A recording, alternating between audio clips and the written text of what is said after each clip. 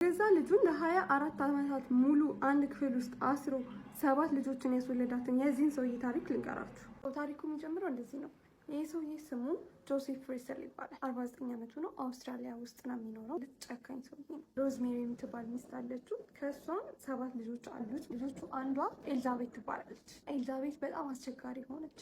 ልክ 16 ዓመቷ አካባቢ ሲደርስ ብዙ ጊዜ ከቤት ትጠፋለች። በቃ ወንድ ጓደኛ ምናምን ይዛ ነበረ፣ እሱ ጋር ተያይዛ ትጠፋለች። ፖሊሶች ምናምን ነው ይዘዋት የሚመልስ። ተደጋጋሚ ይሄን ነገር ስታደርግ አባትየው በጣም እየተናደደ ይመጣል። ማስቆም እንዳለበት ይሄን ነገር ይሰማዋል። ማይረባ ሀሳብ ይመጣልታል። እሷ እየወጣች መጥፋቷን ካላቆምን እኔ ያስቆማታለሁ የሚል ሀሳብ ነበር ይመጣለት። ይሄንን ሀሳብ ማሰብ ከጀመረ ጊዜ ጀምሮ በድብቅ አንደርግራውንድ ቤት ይሰራል። ይህን አንደርግራውንድ ቤት ሲሰራ ሞኝ አይደለም፣ ዝም ብሎ አይደለም አንደርግራውንድ ቤት ይሰራው። ስቶር ሩም ነው መስራት እንፈልገው ብሎ ለሚስቱ ይነግራታል። እና በድብቅ ሌላ ክፍል ይሰራል፣ አንድ ተጨማሪ ክፍል ማለት ነው። እና ያንን ክፍል እንዳይታይ አድርጎ ነው እየሰራ የነበረው። ታዩት፣ አንደርግራውንድ ቤት ነው፣ ስቶር ሩም ነው፣ በቃ አለቀ። ግን በሩ እንኳን መግቢያው በሩ የዛ ክፍል አይለይም ነበር፣ ከግድግዳ ጋር የተመሳሰለ ነው። አንድ በር ብቻ አይደለም የነበረው፣ 2-3 በሮች ነበሩት። እዛ በሮች ደግሞ ሙሉ ለሙሉ በፓስወርድ ነው የሚከፈቱት፣ በሱ በሚያውቀው ፓስወርድ ብቻ ማለት ነው። እና ባይዛዌ ማለት ነው ጆሴፍ ኤሌክትሪካል ኢንጂነር ጭምር ነው። ዝናብ እየዘነበን በደንብ አድርጎ ፓወር ምናምን አለው፣ ቤቱ መብራት አለው፣ ውሃ እንዲያገኝ አድርጓል። ከዛ በላይ ደግሞ ምንድነው መሰላችሁ የሚያስገርመው ነገር ሳውንድ ፕሩፍ አድርጎታል ግድግዳውን በሙሉ እና ምንም አይነት ድምፅ ወደ ውጭ አይወጣም ማለት ነው። እና ኦገስት ወር ላይ በ1984 የጆሴፍ ፕሮጀክት ያልቃል። ከዚህ ሁሉ አይሻዶ ውስጥ ደስ ያለኝ ሙድ ከለሮች ስለሆነ እነሱ ነው ተጠቀሙት። ኤልሳቤት ትባለች። የገዛ ልጅ እቃ ግዥን በስቶር እናስገባ ምናምን ይላት እና ስቶር ተያይዘው ይገባሉ። ኤልሳቤት ላይ እያለች እቃውን ለማገዝ ነው ይዛው የምትሄድ። ልክ እቃውን ይዛ ስትሄድ እዛ ቤት ውስጥ ገፍትሮ ያስገባት። ገፍትሮ እንዳስገባት ኬሚካል የነካው ጨርቅ አፏን ያፍናታል፣ ታደርጋለች። ከዛም በኋላ እየጎተተ እዛኛው ክፍል ውስጥ ይዟት ይገባል። ለመጨረሻ ጊዜ ያ ቤት ይዘጋባታል። ማንም ሰው በሌለበት ሰዓት ጠብቆ ይህን ነገር ያደረገው እና ያው እናቷ ሮዝሜሪ መጨነቅ ትጀምራለች። ሄዱበት ሲመለሱ ልጇ ቤት ውስጥ የለችም። ቆየች በጣም ለምሳ አልመጣችም፣ ራት ቢጠብቋት አልመጣችም። ይባስ ብሎ አዳረች። መጨነቅ ትጀምራለች። ምን ይላታል? ላይክ አዲስ ነገር እኮ አይደለም ለሷ ለኤልዛቤት ተነስቶ መጥፋት። ስለዛ እንደለመደችው ተነስታ ጠፍታለች። እናት ግን ያው አላስቻላትም። እናት ነች። ለፖሊስ ማመልከት ትፈልጋለች። ለፖሊስ ታመለክታለች። ፖሊሶች ይመጣሉ፣ ፍለጋ ይጀምራል። የአፋልጉኝ ወረቀቶች ተለጥፈዋል። ጆሴፍ ተጨነቀለን። ስለዛ አሰበ። አንድ ውሳኔ ላይ ደረሰ። ታች ወርዶ ለኤልዛቤት ደብዳቤ እንድትጽፍ ያስገድዳታል። እንዳይፈልጓት በገዛ ፈቃዷ እንደጠፋች፣ ፍሪደሟን ስላገኘች ደስተኛ እንደሆነች፣ ቢፈልጓትም እንደማያገኟት አይነት ደብዳቤ እንድትጽፍ ያደርግና ያ ደብዳቤ ፐርፐዝሊ እንዲገኝ አድርጎ ያስቀምጠዋል። ደብዳቤ ፖሊስ እጅ ይገባል። ኦልሬዲ ቺልዝ የመጥፋት ታሪክ ስለነበረ ፍለጋው ይቆማል ማለት ነው። ፍለጋው ቆመ። እሷ እዛ ቤት ውስጥ እንድትኖር ፈረደባት ማለት ነው። ያ ቤት ምንም ህይወት የሌለው ቤት ነበር። ይንጋ የምሽ አታውቁትም። በጣም ይበርዳል። ግድግዳዎቹ ምናምን ደግሞ ዝናብ ወቅት ውሃ ያስገቡ ነበር። ሁኔታ በውሃ ሰምጣ እንደዚህ ራሷ ተዘፍቃ የምትነቃባቸው ሌሊቶች ብዙ ነበር። ኤልዛቤትን ይዟት ሲገባ እዛ ቤት ውስጥ ለተወሰኑ ወራቶች ያክል እግሯን አስሯት ነበር፣ እግርና እጇን። ከተወሰኑ ወራት በኋላ የታሰረውን እግሯን እና እጇን ይፈታታል። ደስ የሚል ዜና ይመስላል አይደለ? በቃ ተፈታች፣ አሁን እያሰበላት ነው ምናምን አይደለም። አውቆ ነው፣ ለራሱ እንዲመቸው ብሎ ነው። ምክንያቱም ጾታዊ ጥቃት ለማድረስ አይመቸውም። በየጊዜው ጾታዊ ጥቃት ያደርስባት ነበር። ታረግዛለች። ልትወልድ ስትል ጋይድ ቡክ ገዝቶ ሰጣት። አንብቢና ተረድተሽ ራስሽን በራስሽ አግዢ። ያንን ጋይድ ቡክ ተከትላ ራሷን በራሷ ታዋልዳለች ማለት ነው። በ1988 መጀመሪያ ልጇን ክሪስቲን የተባለችውን ትወልዳለች። በ1890 ስቴፈን የተባለውን ወንድ ልጇን ትወልዳለች። አይ ቲንክ ኤልዛቤት በልጆችን አክሰፕት ወደ ማድረግ መታለች። ልጆቿን ማሳደግ ጀመረች። ልጆቿን ታስተምራቸው ነበር። ማንበብ መጻፍ ይችላል። በህይወታቸው አይተዋቸው ማያውቋቸውን ነገሮች ፀሐይ፣ ኦክቶፐስ እየሰራች ክፍል ውስጥ በስዕል ታስቀምጥላቸው ነበር። ድጋሚ ከ3 ዓመት በኋላ በዚህ ሰዓት ኤልዛቤት ሊሳ የተባለች ሴት ልጇን ትወልዳለች። የዚህ ሰዓት ምን ያደርጋል? ደብዳቤ እንድትጽፍ ያደርጋል። ደብዳቤና ህፃኗን ይዞ ይሄዳል። በራቸው ጋር ህፃኗን ያስቀምጣታል። ኔክስት ዴይ በሩን ይከፍተዋል ምናምን። ወይኔ ህፃን ልጅ ከማን የመጣው? ያ ደብዳቤ ያነበው የልጃችን ነው።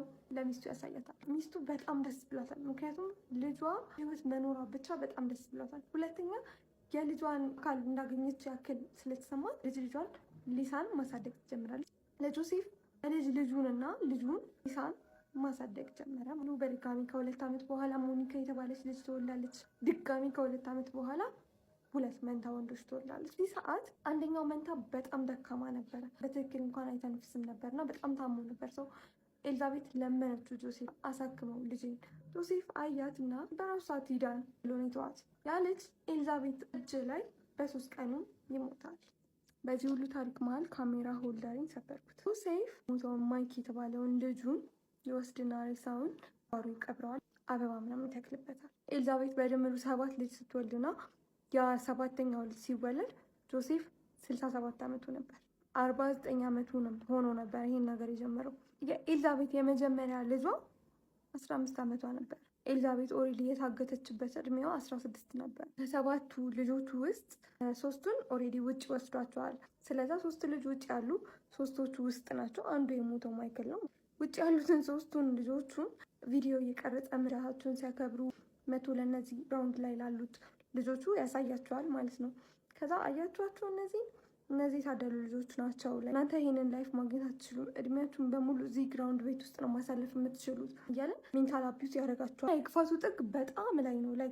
ተነግሮ ማለቅ የሚችል አይነት አይደለም። ታሪኩን ልጨርስላችሁና እንዴት እንደተያዘ ልንገራችሁ። ከዛ በፊት ግን ማለት ነው እንደዚህ አይነት ቆንጆ ሜካፕ መሰራት ከፈለጋችሁ ቤታችሁ ድረስ እየመጣሁኝ በ1500 ብር ብቻ ማንኛውም አይነት ሜካፕ ሰራችኋለሁ።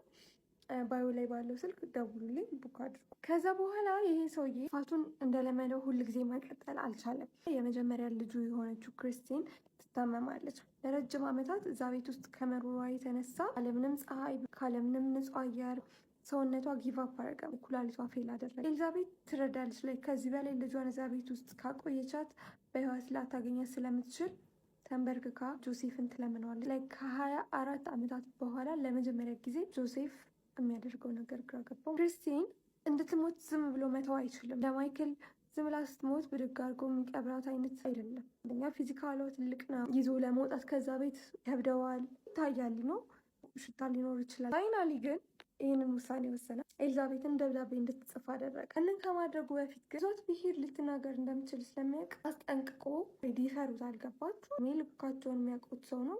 እድሜ ልካቸውን የሚያሰቃያቸው ሰው ነው። ስለዚህ ረዋለች እሷን ብትሆን። ስለዚህ ነች 9 ዓመት ሙሉ አሳድጊያታለሁ፣ አሁን ግን ከአቅሜ በላይ ስለሆነ ስለታመመች እናንተ አሳድጓት የሚል አይነት ደብዳቤ ጽፎ ይወስዳታል ወደ ሆስፒታል። ሆስፒታል ስትደርስ ዶክተሮቹ ያዩዋታል ክርስቲን እና ቆዳዋ በጣም ያስታውቅ ነበር። እንደ ጎስት ነጭ ነበረ ቆዳዋ። ተጠራጠሩ። ይሄ ስቶሪ እንደዚህ ቲፕ ማድረግ እንደሚችል አልተሰማቸውም። ስለዛ ለፖሊስ ደወሉ። ፖሊሶች ይመጣሉ። ሀገር ሕክምና ሂስትሪ አለ በደንብ ይታያል። እና ሲታይ የዚች ልጅ ምንም የለም። ኤግዚስት እንደምታደርግ ሁሉ ምንም የለም። መጠራጠር ይጀምራሉ። እናትየዋ መምጣት አለባት። 4 ዓመት በኋላ እንደ አዲስ የኤልዛቤት ፍለጋ እንዲጀመር ይታሰባል። ጆሴፍ ቁጭ ብሎ ያስባል። ኤልዛቤት እንድትገኝ ማስደረግ አለብኝ ብሎ ያስባል። ኤልዛቤት እንድትገኝ ሊያስደርግ ሲያስብ ኤልዛቤት ለእሱ እንድትዋሽለት እያስበ ነው። ወይዘው ያስጠንቅቂያት ምናምን እንድትገኝ ያስደርጋለሁ። ከዛ ወደ ነበረችበት ትመለሳለች። ከ24 ዓመት በኋላ ኤልዛቤትን ከቤዝመንት ይዞ ይወጣል። ሰው በሌለበት ሰዓት ለፖሊስ እንዳስረከበ መስሎ ይዞ ለፖሊስ ይሰጣታል። ላለፉት 24 ዓመት ሙሉ ሲነግራት የነበረውን ነገር በጆሮዋ ይነግራት ነበር ደጋግሞ። አንድ ቃል እንዳትናገሪ፣ ምንም ሰው አያምንሽም። ኤልዛቤት በጣም ፈርታ ነበር። እንኳን ፖሊስ ጣቢያ ብትደርስ ይህ ሰውዬ ከምንም በላይ ነው የምትፈራው። ከምንም በላይ ፖሊሶች ጋር ሄደች፣ ተቀመጠችና ምንም አይነት ንግግር አትናገርም። ታስፈራለች ነው። ጤነኝነት የለባትም። ፖሊሶች አንድ ሀሳብ ይመጣላቸው። አንቺ አሁን ከአሁን በኋላ ማውራት ካልቻልሽ ክርስቲንን አንቺን እንደበደልሽ አቢዩዝ እንዳደረግሻት እንቆጥርብሻለን። የዛ ሰዓት ላይ ኤልዛቤት አልቻለችም። የእውነት አለቀሰች። በህይወቷ ሙሉ ግማሽ እድሜዋን ፍትህ ስትፈልግ የነበረች ሰው ነች። እዛውም የገዛ ልጇን እድለሻታል ተብሎ ልትከሰስ መሆኑ ስታስብ ከኮንትሮሏ ውጪ ትሆናለች። ፖሊሱን ትለምነዋለች። ሁሉን ነገር እነግርካለሁ፣ ብቻ ድጋሚ የአባቴን ፊት ማየት አልፈልግም ትለዋለች። ኦፍኮርስ ፕሮሚስ ገባልሻለሁ ገርኝ ይላታል። እያንዳንዱን ነገር ትነግረዋለች። ታሰረችውን፣ ቤዝመንቱን፣ ጾታዊ ጥቃቶቿን፣ የተወለዱት ልጆች፣ የሞቱትን። ፖሊሱ ከአይምሮ በላይ ነው የሆነበት። እዛው ፖሊስ ጣቢያ ነበረ። ጆሴፍ ወዲያው ተያዘ። ልክ እስራት ካለምንም ይግባኝ እንዲቀርብ ተደረገ፣ ታሰረ ማለት ነው። ብዙ እንደዚህ አይነት ስቶሪዎችን የምትፈልጉ ከሆነ እንደ ሜካፕ እየሰራው ሳልሰራም ዝም ብዬ ምናምን ስቶሪ ነግራችኋለሁ ማለት ነው። ባይ